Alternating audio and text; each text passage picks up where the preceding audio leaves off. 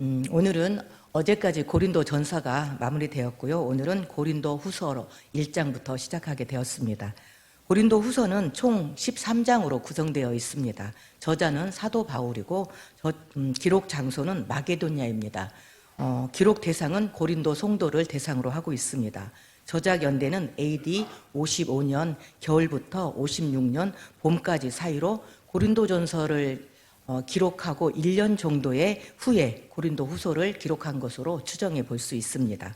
이 주된 내용은 고린도 전서에 이어서 사도 바울이 자신의 사도권에 대한 의심과 도전에 대한 변증으로 거짓 교사들과 악한 선동을 일으키는 그런 악한 무리들에 대해서 자신에 대한 고린도 교회 성도들의 오해를 풀어주기 위한 내용으로 자전적 의미가 강한 성경이기도 합니다. 오늘부터 고린도후서 1장을 시작하는데요. 우리가 또 다시 한번 자세한 내용을 살펴보도록 하겠습니다. 사도 바울은 1절에서 하나님으로 뜻으로 말미암아 그리스도 예수의 사도된 바울과 형제 디모데라는 말로 자신을 소개하고 있습니다. 고린도 교회에서는 거짓 선지자들의 선동과 사도 바울의 사도권에 대한 의심과 오해 등으로 많은 갈등과 혼란이 있었습니다. 사도 바울은 자신의 뜻으로 자신이 사도가 된 것이 아니고 하나님의 뜻으로 인해 그리스도 예수의 사도가 되었다. 이것을 계속 강조하고 있습니다. 그래서 이 고린도 교회에 있는 교회와 아가야에 있는 모든 성도들에게 평강을 전하면서 자신의 사도권에 대한 계속 강조적인 의미를 나타내는 말을 하고 있습니다. 3절과 4절에서 사도 바울은 하나님을 찬송하고 있습니다. 그가 찬송하고 있는 하나님은 우리 주 예수 그리스도의 하나님, 또 자비의 하나님, 모든 위로의 하나님이시며 모든 환난 중에서 위로하시는 하나님이라 이렇게 고백을 하고 있습니다. 여러분의 하나님은 어떤 하나님이십니까? 우리의 삶 가운데서도 우리의 하나님, 내 삶에 동행하고 계시는 나를 만나주시고 내 삶 가운데서 역사하고 계시는 하나님에 대한 간증이 우리의 삶 가운데서 있어지기를 바랍니다.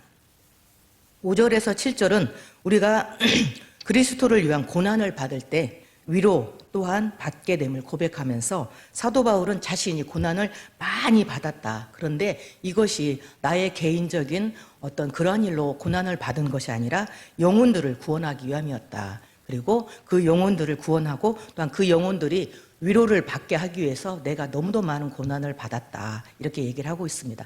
많은 고난을 받아서 정말 살 소망까지 끊어지고 사형 선고를 받은 것 같은 그런 고난을 내가 받고 있다. 그리고 지금도 그 고난 가운데 있다는 것을 말하고 있습니다. 그리고 그것을 위해서 나를 위해서 기도를 해달라. 이렇게 고린도 교회에 요청을 하고 있습니다. 사도 바울은 이 본문에서 3절에서 7절까지를 읽어보면 위로라는 말을 10번이나 강조를 하고 있습니다. 위로의 하나님, 하나님께서 너희를 위로할 것이다. 또 너희는 서로 위로하라. 이런 말로 위로에 대한 말을 10번이나 강조를 하고 있다는 것은 그만큼 위로가 필요하다는 말이죠. 그리고 그만큼 심하고 어려운 고난과 고통 가운데 있다는 것을 나타내기도 합니다. 그리고 그러한 복음 사역을 감당하는 것은 영광스러운 일입니다. 하지만 고난의 길이기도 하죠. 그래서 여러분의 성도들의 기도가 필요합니다. 교회의 복음 사역을 감당하고 있는 사역자들이 영적인 싸움 가운데 있음을 여러분들이 함께 그것을 위해서 이길 수 있도록 기도로 뒷받침하시고 기도로 후원을 해 주셔야 합니다. 복음 사역을 감당할 때 또한 우리가 고난을 당하고 있지만 그 고난이 그저 우리의 힘으로만 되어지는 것이 아닙니다. 하나님께서 그 고난을 외면치 않으시고 그 고난 가운데 함께 하셔서 넉넉히 모든 고난을 위로하시는 하나님이시라는 것을 또한 바울은 강조하고 있습니다. 고난은 우리로 하여서 더욱 강하고 담대하게 합니다. 야고보서 5장 13절에 너희 중에 고난 당하는 자가 있느냐? 그는 기도할지니라. 이렇게 기록되어 있습니다. 고난으로 인해서 우리는 기도하게 됩니다. 고난 가운데 있는 기도는 더욱더 간절하고 진실한 기도가 되어서 하나님 앞에 가까이 나아가는 계기가 되기도 합니다.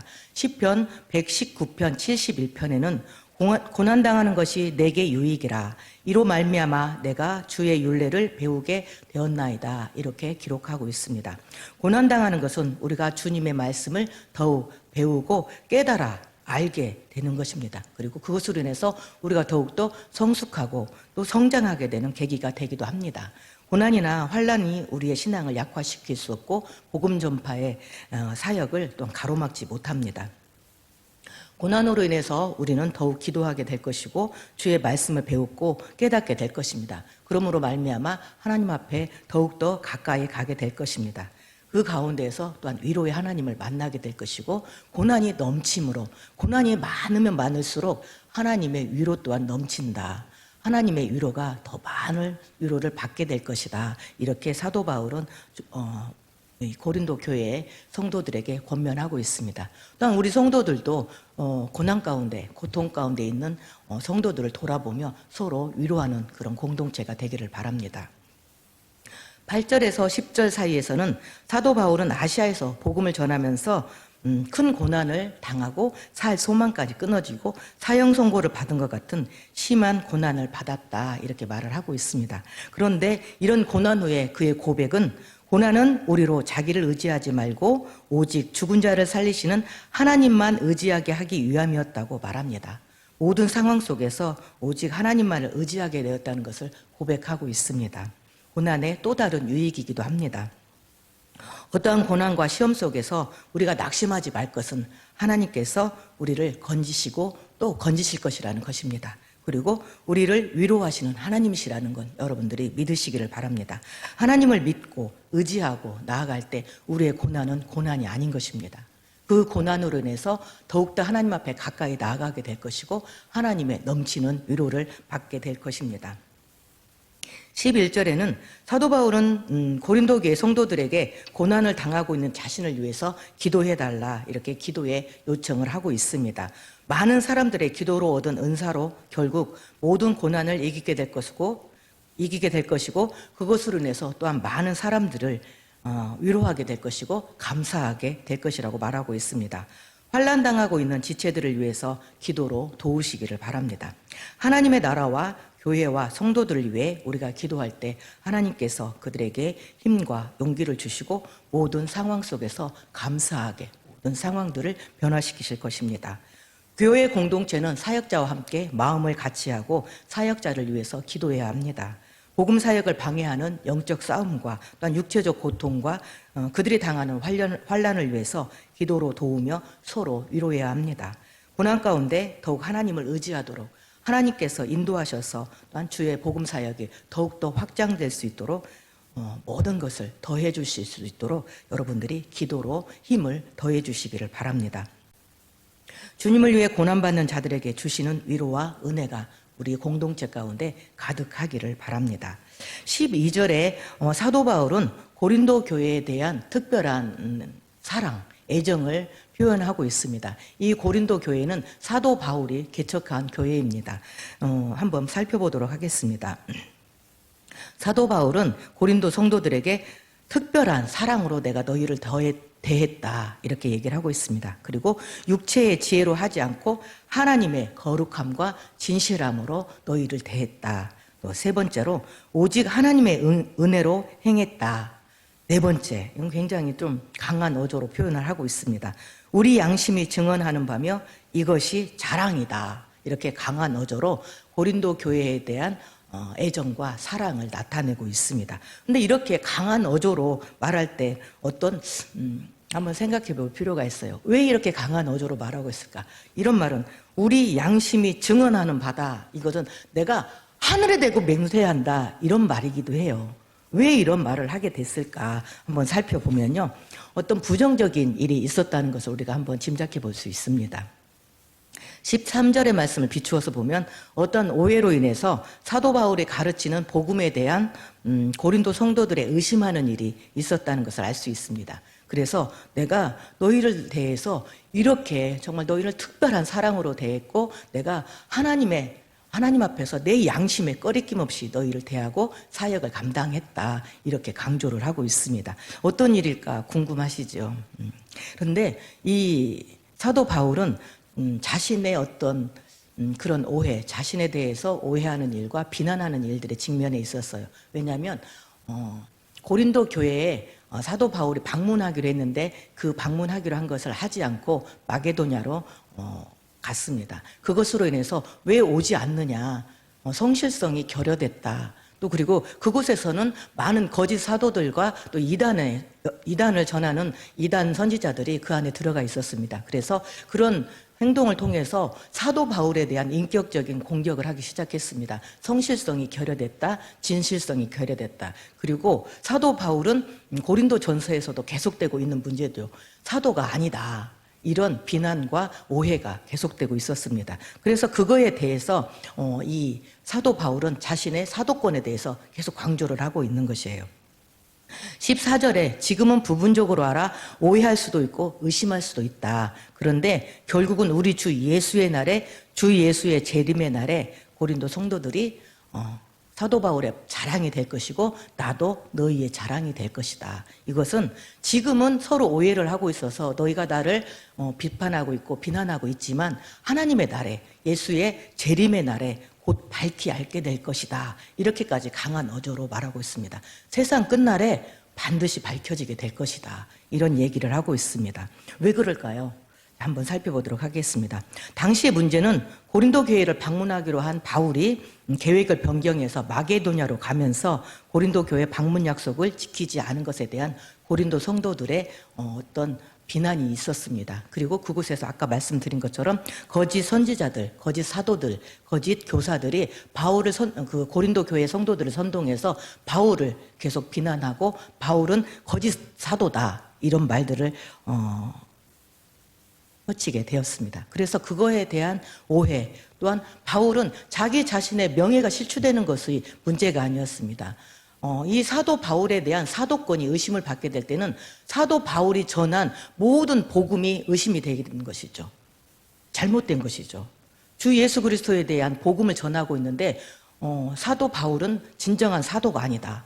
그는 거짓을 전하고 있다. 잘못된 진리를 전하고 있다. 이렇게 와전이 될 수 있기 때문에 이 사도 바울의 사도권에 대한 정당성을 바로 세우는 것이 가장 중요한 문제가 되었던 것입니다. 그래서 15절에서 16절에 보면은 사도 바울은 고린도에 가서 내가 너희와 교제하고 권면하고 싶었다. 그런데 방문을 연기하고 마게도냐로 간 것은 나의 뜻으로 된 것이 아니다. 내가 그러한 계획을 변경하고 그렇게 했을 때 경솔하게 인간적으로 육신적으로 그 계획을 세웠겠느냐. 그게 아니다. 육신의 생각대로 하지 않고 하나님의 뜻으로 했다. 하나님의 인도하심에 내가 순종해서 하나님의 뜻을 따라 사역을 했다. 이렇게 강조를 하고 있습니다. 18절에 하나님은 미쁘시니라 우리가 너희에게 한 말은 예하고 아니라 함이 없노라. 이런 말 또한 우리가 하나님 안에서 하나님의 뜻 안에서 내가 예로 순종하고 그 사역을 감당했다. 이렇게 얘기를 하고 있습니다. 19절에서 20절까지도 똑같은 말을 하고 있습니다. 바울과 실로아노와 디모데를 통해 고린도 교회에 전파한 하나님의 아들 예수 그리스도에게는 예만 있다. 곧 아멘으로 받는 순종만 있다. 그래서 내가 이렇게 행한 모든 것들은 내 개인적인 생각, 개인적인 뜻, 육신의 생각대로 하지 않고 오직 하나님의 뜻에 따라서 아멘으로 순종하여 행한 것이다. 그리고 결국 하나님께 영광을 돌리게 되었다라고 하는 자신의 결정과 사역에 대한 정당성을 밝히고 있습니다. 여기서 우리는 사도 바울의 사역이 오직 성령의 인도하심을 받고 하나님의 뜻에 순종하는 사역이었음을 알 수 있습니다. 우리 모든 사역 가운데서도 인간적인 계획과 뜻보다 하나님의 성령의 인도하심에 순종함으로 이루어져야 합니다. 21절에서 22절에 보면 사도 바울은 고린도 교회 성도들을 향해서 여러분과 함께 그리스도 안에 든든히 서게 하시고 하나님께서 기름을 부으셔서 주의 사역자로 나를 세우셨다라는 말로 또 자신에 대한 사도성을 강조하고 있습니다. 사명을 맡기신 분은 하나님이시며 하나님께서 또한 우리를 하나님의 것으로 표로 인치셨다. 그리고 그 보증으로 마음에 성령을 주셨다라는 것을 다시 강조하고 있습니다. 모든 것이 하나님으로부터 왔음을 강조하고 있습니다.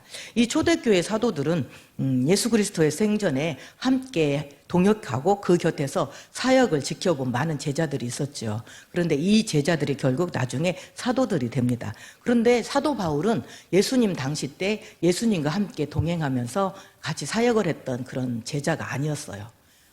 다메섹으로 예수님을 믿는 사람들을 잡으러 가다가 그곳에서 회심하게 되었죠. 그리고 예수님을 따르는 이제 제자가 되었고 나중에 사도가 되었습니다. 그래서 지속적으로 이 사도 바울은 사람들에게 그가 예수님의 제자가 아니었다. 그래서 진정한 사도가 아니다. 이런 비판을 받게 되었어요. 그래서 이 사도 바울은 자신의 사도성에 대해서 계속 강조를 하고 있습니다. 내가 이렇게 사도가 되어서 하나님의 말씀을 전하고 복음 사역을 하고 있는 것은 내 뜻대로, 내 계획대로, 인간적인 생각대로 된 것이 아니다. 오직 내게 인쳐주시고 나를 하나님의 사역자로 세우신 것은 하나님이시다. 그것을 강조하고 있습니다. 왜냐하면 아까도 말씀드린 것처럼 이 사도 바울이 하나님 앞에서 세운 사도가 아니라는 것이 그의 사도성이 부정된다면 그가 전한 모든 복음도 부정되는 것이에요. 거짓을 전하는 것이고 자신의 어떤 철학을 전하는 것이고 자신의 인간적인 생각을 전하는 것일 뿐입니다. 그래서 그가 세운 교회들도 정당성을 인정받지 못하는 것이에요. 그 당시 때는 너무나 혼란한 시대에 있었습니다. 많은 거짓 선지자들, 거짓 교사들이 활동을 하고 있었어요. 그래서 바울을 공격하고 바울을 비난하고 바울에 대해서 대적하고 선동하는 무리들이 많이 있었습니다.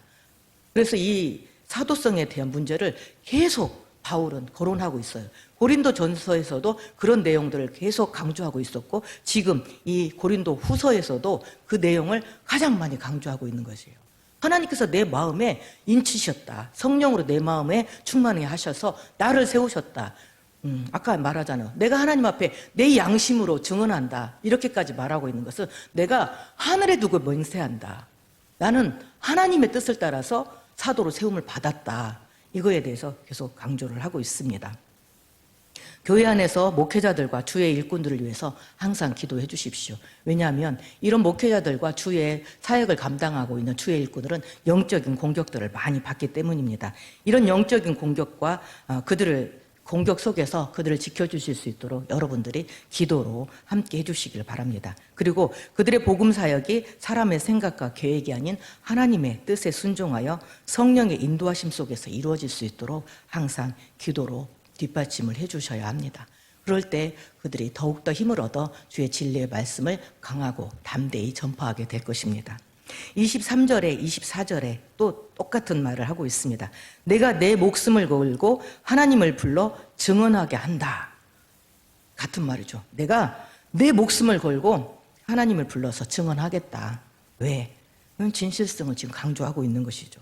사도 바울이 고린도 교회 성도들에게 나아가지 않은 것은 내가 내 육신적인 뜻으로 한 것이 아니다. 왜 내가 이 계획을 변경했는지에 대한 얘기를 하고 있습니다. 그런데 그 이유가 그들을 아끼기 때문이다. 내가 고린도 교회에 가지 않은 것은 너희들을 아끼기 때문이다. 이것을 믿어달라 이야기를 하고 있습니다. 아까 말씀드린 대로 고린도 교회에는 너무도 많은 문제들이 있었어요.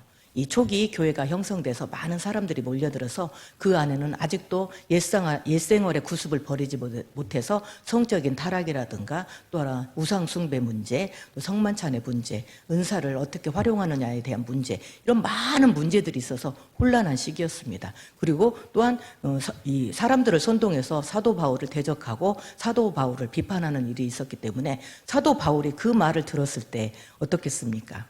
그런 일들이 있는다는 것을 뻔히 눈에 알고 있죠. 소식을 들어서 알고 있습니다. 그가 이 고린도 교회에 갔을 때는 그런 문제들을 치리해야 돼요. 문제를 일으키고 잘못된 행동들을 하고 있는 사람들을 문제를 해결하고 그 사람들을 치리해야 됩니다. 이런 문제를 사도 바울은 굉장히 고민했던 것 같습니다. 그래서 즉시 가지 않은 것이죠. 그리고 하나님께서도 그 즉시 그곳에 가는 것을 막으셨고 아시아에 가는 것을 막아서 마게도냐로 그의 선교의 사역의 길을 틀었다는 것입니다. 그리고 사도 바울은 그거에 대해서 내가 하나님 앞에서 지금 증언한다. 내가 그곳에 너희들에게 가겠다고 했는데 가지 않고 그 계획을 변경한 것은 너희들을 아끼기 때문이다. 내가 그곳에 가서 그들을 치리하고 교회적인 문제들을 다시 바로잡을 때는 교회는 또다시 혼란하게 될 것입니다. 그리고 그것으로 인해서 성도들은 또 근심하게 될 것입니다. 이런 것을 알고 있기 때문에 사도 바울은 바로 가지 않고 하나님께서 스스로 깨닫고 회개하고 성령의 인도하심을 기다렸다고 할 수 있습니다. 우리 가운데서도 이러한 일들이 있을 수 있습니다. 교회 공동체는 많은 문제와 오해가 발생할 수 있습니다. 그때에 허탄한 변론들을 버리시고 하나님 앞에서 기도하시기를 바랍니다. 하나님께서 인도해 주실 수 있도록, 하나님께서 우리 공동체를 하나님의 뜻 안에서 세워주실 수 있도록 그렇게 기도할 때에 하나님께서 선한 길로 인도하실 것입니다. 이 사도 바울은 고린도전서부터 이 고린도 후서에 이르러서 계속 이 사도성에 대한 강조를 하고 있습니다. 뒤로도 계속 읽어보면 또한 이 사도 바울의 사역 가운데서는 이런 많은 대적하는 무리들이 있었고 그를 또 비난하는 세력들이 있었다는 것을 알 수 있습니다. 그래서 더욱더 많은 기도가 필요되어졌고 기도를 요청하는 부분들이 많이 있습니다. 여러분들이 항상 교회를 위해서 기도해 주시기를 바랍니다. 그리고 하나님의 뜻과 하나님의 계획 안에서 복음 사역들이 정말 힘을 얻어서 펼쳐져 나갈 수 있도록 기도해 주시기를 바랍니다. 교회 공동체는 사역자와 함께 마음을 모아주셔야 됩니다. 마음으로 후원하고 또 기도로 후원하고 물질로 후원해서 이 진리의 말씀, 예수 그리스도의 복음 사역이 막힘없이 거침없이 펼쳐져 나갈 수 있도록 여러분들이 기도하시기를 바랍니다. 또한 교회 지도자들과 교회의 복음 사역을 감당하고 있는 일꾼들을 위해서 항상 기도하셔야 됩니다. 그들이 허탄한 길에 허탄한 또한 인간의 생각과 계획 가운데 흔들리지 않도록 항상 성령의 인도하심을 따라서 주의 진리의 말씀을 가감없이 전할 수 있도록 여러분들이 기도로 함께 해주셔야 되겠습니다. 저희 교회 또한 마찬가지죠. 저희 교회도 역사가 그리 깊지 않습니다. 그리고 많은 사람들이 짧은 시간 내에 모이게 되었기 때문에 많은 문제들이 있을 수 있습니다. 그런 문제들 가운데 우리가 기도함으로 또 해결해 나가야 될 것이고 하나님의 인도하심을 받아서 든든히 이 교회를 세워 나아가시기를 바랍니다. 그래서 이 교회가 우리에게 또한 우리 자손들에게 대대로 주의 진리의 말씀을 전하는 터전이 될 수 있도록 여러분들이 기도로 힘을 모아주시기를 바랍니다. 기도하시겠습니다.